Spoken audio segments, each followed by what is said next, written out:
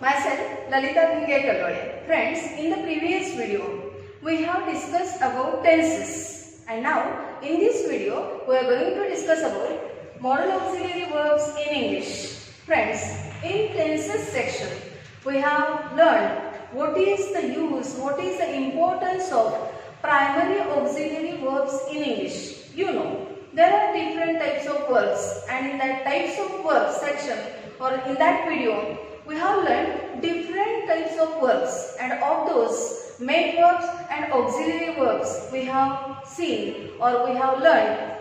These primary auxiliary verbs are of two types, that is primary auxiliary verbs and modal auxiliary verbs. We have seen the use of primary auxiliary verbs in tense video, and now in this video we are going to learn the use of modal auxiliary verbs. Then which are modal auxiliary verbs in English? You know it very well because already we have learned those can, could, should, would, may, must, might, etc. These are modal auxiliary verbs in English and they play a very important role in the sentence. But these verbs cannot be used single. See here, not used single. They are always used with the main verb. So here we are going to see the functions of, see here these modal auxiliary verbs play important function or they perform a very important function. So here in this video we are going to learn those functions and how to replace those auxiliary verbs according to its function. It's very important one, and so you have to watch this video carefully. See here, modal auxiliary verbs. It is a type of auxiliary or helping verb that is used with main verb to express mood or sense. These are used to express mood or sense and also to express permission, ability, possibility, necessity, etc. And these should not be used single. See here, they should not be used single. These are the functions of these modal auxiliary verbs. Then here, one by one, we are going to see each modal auxiliary verb and its function. Then can. What function does this can perform? It functions as ability or it shows ability. Every person has the capacity, every person has the power, but it can be shown with the help of this verb that is can. So can be used for ability, probability, permission.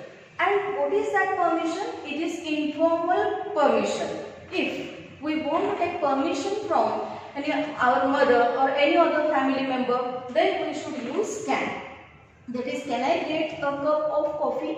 Here, it is the informal use of this can for permission. The second one, could. Could is used for polite request. Could you give me a pen? Here, politely request. If we want to request and if that request is polite one, then we have to use this could. It is also used for ability. Next one, shall. It is used for willingness or certainty. If we are certain about this thing, anything, if we are determined about that thing, if we determine that thing, then we can use this shall. Will is also used for willingness as well as certainty. See, strong certainty. If we are going to do that thing, then we have to use this will, certainty. Then should is used for advice or suggestion. Then would is used for habitual past tense as well as polite request. Then what is habitual past tense? See friends, as a human being, we have the habits. Some habits were in the past, but now we have not those habits in present. So here, if we are going to just think about or we are going to denote, we are going to express such habits, then we have to use this would. For example, if last year you would get up early in the morning, and now you wake up or get up late in the morning, means that was a habit to get up early in the morning. That was your habit in the past, and now you get up late in the morning, means you have lost that habit, you have left that habit. That habit was in the past and now you have not that habit, then this would should be used to show habitual past tense or to indicate habitual action in the past. It is also used for polite request, as could is used in the same way would will be used for polite request.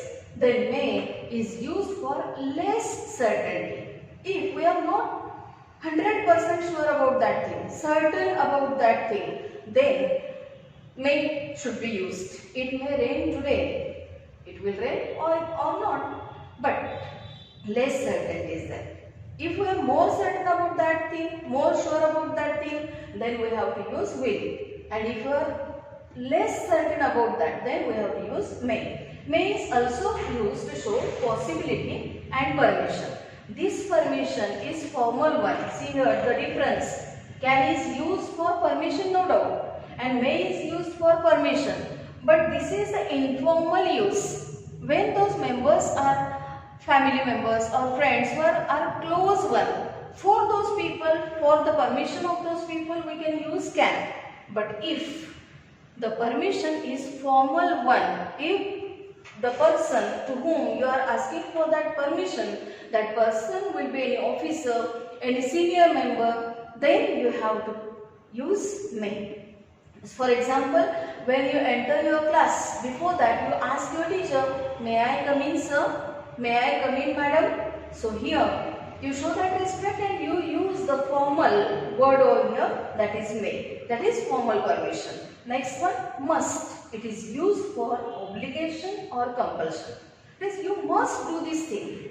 To compel somebody, you have to use this must. It is strong obligation. Then might, least certainty. See here, will is used for certainty, may is used for less certainty, and if least certainty, we are not 100% or below than 100% sure, somewhat sure, then it is very little one. So least certainty is there. So if there you are not certain about that thing, if there is least certainty, then you have to use might. Then have to is used for obligation or compulsion. It should be used either must or have to, no doubt. Then ought to is used for obligation or compulsion. It is used to show duty. Then used to, it is also used for habitual past tense, as you would is used for habitual past tense or habitual action in the past. In the same way, used to is used. Then need or need to is used to show necessity, and dare to is used to show courage. So friends, how are we going to use this in sentences? For example, I can help him. See here, I have the ability to help him. I have the power to help him. So here, to show that ability, to show that capacity, I have used here can. I can help him. If I want to change this modal auxiliary with this, that is will, if you are certain about that thing, that I am going to help that person, then I will help him. If somebody gives advice, then I will use I should help him. I give the advice to myself, then I will say, I will suggest myself, then I will say I should help him. Then would. In past, I would help him, then I will say I would help him.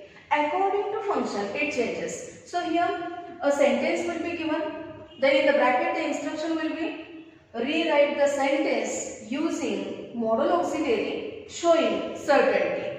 See here, I can help him, this sentence is given. This can shows ability.